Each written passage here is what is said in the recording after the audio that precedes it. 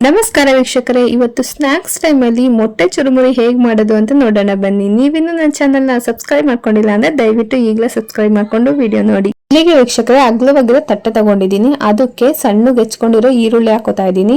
ಸಣ್ಣಗೆ ಹೆಚ್ಕೊಂಡಿರೋ ಟೊಮೊಟೊ, ಒಂದ್ ಸ್ವಲ್ಪ ಕೊತ್ತಂಬರಿ ಸೊಪ್ಪನ್ನ ಉದುರ್ಸ್ಕೊತಾ ಇದ್ದೀನಿ.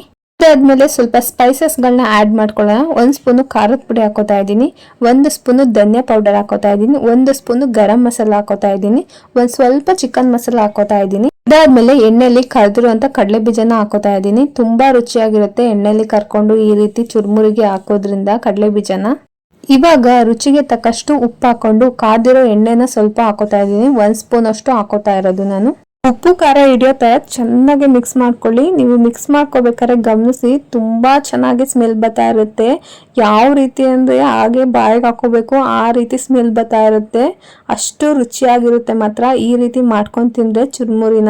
ಮೊಟ್ಟೆನ ಹೆಚ್ಚಾಗಿ ಇಷ್ಟಪಡೋರು ಈ ರೀತಿ ಮಾಡ್ಕೊಂಡು ತಿನ್ನಿ, ತುಂಬಾ ರುಚಿಯಾಗಿರುತ್ತೆ. ನಿಮ್ಗಂತೂ ಖಂಡಿತ ಇಷ್ಟ ಆಗೇ ಆಗುತ್ತೆ. ನೋಡಿ, ಒಂದ್ಸಲ ಕಲಸ್ಕೊಂಡಿದ್ದಾದ್ಮೇಲೆ ಇವಾಗ ಖಾರ ಹಾಕೋತಾ ಇದ್ದೀನಿ. ಮಿಕ್ಸ್ಚರ್ ನಿಮ್ಗೆ ಯಾವ್ದು ಬೇಕೋ ಅದು ಹಾಕೊಳ್ಳಿ. ನಾನು ಈ ತರ ದಪ್ಪ ಖಾರ ಹಾಕೋತಾ ಇದ್ದೀನಿ. ಇವಾಗ ಸ್ವಲ್ಪ ರುಚಿ ನೋಡಿ, ಉಪ್ಪು ಖಾರ ಏನಾದ್ರು ಕಮ್ಮಿ ಇದ್ರೆ ಇವಾಗ ಆಡ್ ಮಾಡ್ಕೋಬಹುದು. ಪುರಿ ಹಾಕಿದ್ಮೇಲೆ ಅದು ಉಪ್ಪು ಖಾರ ಹಿಡಿಯೋದಿಲ್ಲ. ಇವಾಗ ಪುರಿ ಹಾಕೋತಾ ಇದ್ದೀನಿ. ಪುರಿ ಹಾಕಿದ್ಮೇಲೆ ಚೆನ್ನಾಗಿ ಒಂದ್ಸಲ ಮಿಕ್ಸ್ ಮಾಡಿ ಮಸಾಲೆ ಒಟ್ಟಿಗೆ. ನೋಡಿ, ನಾನು ಇದಕ್ಕೆ ಹೇಳಿದ್ದು, ಚುರುಮುರಿ ಕಲ್ಸ್ಬೇಕಾದ್ರೆ ಅಗ್ಲವಾಗಿರೋ ಪಾತ್ರೆ ತಟ್ಟೆ ನಾವು ತಗೊಂಡಿದ್ರೆ ಆರಾಮಾಗಿ ಚುರುಮುರಿನ ಕಲ್ಸ್ಕೊಬರ್ಬೋದು. ನಾವೇನಾರ ಸಣ್ಣದೇನಾರ ತಗೊಂಡಿದ್ರೆ ಚುರುಮುರಿ ಕಲ್ಸಕ್ಕಾಗಲ್ಲ, ಪುರಿ ಎಲ್ಲ ಕೆಳಗ್ ಬಿದ್ದೋಗ್ತಾ ಇರುತ್ತೆ.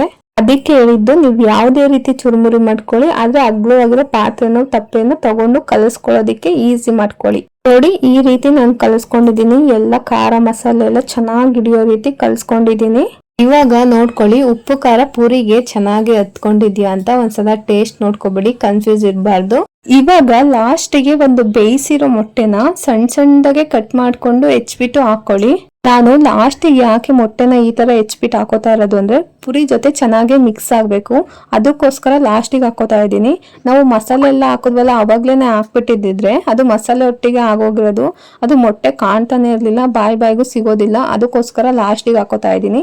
ನೋಡಿ, ಇಷ್ಟೇ, ಚುರುಮುರಿ ರೆಡಿನೇ ಆಗೋಯ್ತು. ಇವಾಗ ಒಂದ್ ಲೋಟ ಕಾಫಿ ಇಟ್ಕೊಂಡು ಜೊತೆಗೆ ಚುರುಮುರಿ ತಿನ್ಕೊಂಡು ಕುಡಿತಾ ಇದ್ರೆ ಸ್ನಾಕ್ಸ್ ಟೈಮ್ ಆರಾಮಾಗಿ ಕಳೆದು ಹೋಗುತ್ತೆ. ಈ ರೆಸಿಪಿನ ನೀವು ನಿಮ್ಮ ಮನೇಲಿ ಒಂದ್ಸಲ ಟ್ರೈ ಮಾಡಿ, ನಿಮಗೆ ಖಂಡಿತ ಇಷ್ಟ ಆಗೇ ಆಗುತ್ತೆ. ಈ ವಿಡಿಯೋ ಇಷ್ಟ ಆದ್ರೆ ಲೈಕ್ ಮಾಡಿ, ಶೇರ್ ಮಾಡಿ, ನನ್ನ ಚಾನಲ್ನ ಸಬ್ಸ್ಕ್ರೈಬ್ ಮಾಡ್ಕೊಳ್ಳೋದಂತೂ ಮರಿಬೇಡಿ. Thank you.